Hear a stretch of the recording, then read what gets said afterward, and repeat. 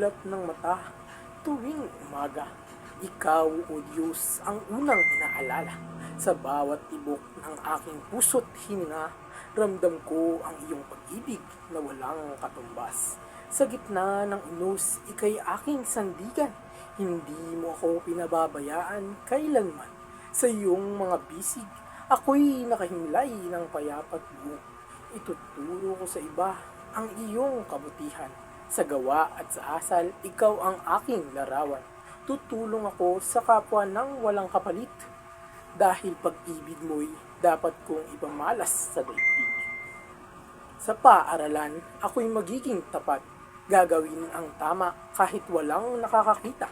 Sa tahanan, ako'y maglilingkod ng buong galak bilang pasasalamat sa mga biyayang iyong binigay.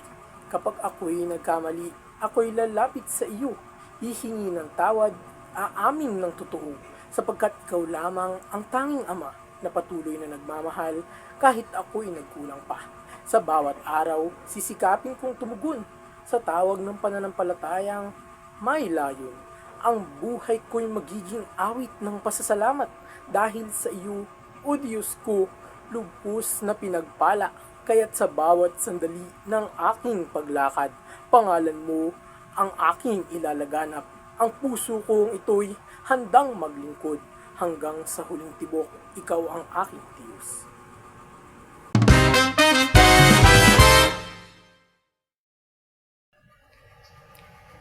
Ang tulang ito ay nagpapakita ng aking pagmamahal at pananampalataya sa Diyos sa pamamagitan ng paggawa ng kabutihan sa pang-araw-araw na buhay.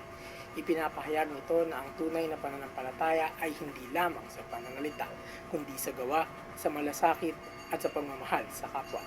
Sa bawat pagtulong, paggalang at pananalig, pinapaigting ko ang aking ugnayan sa Kanya. Tulad ng sinasabi sa 1:419, tayo ay umiibig sapagkat siya ang unang umibig sa atin. Ito ay paalala na ang lahat ng kabutihan at pag-ibig na ibinibigay ko sa iba ay nagmumula sa pag-ibig ng Diyos sa akin. Kaya't sa aking mga gawa, sisikapin kong maging refleksyon ng Kanyang walang hanggang pag-ibig. Yun lamang po.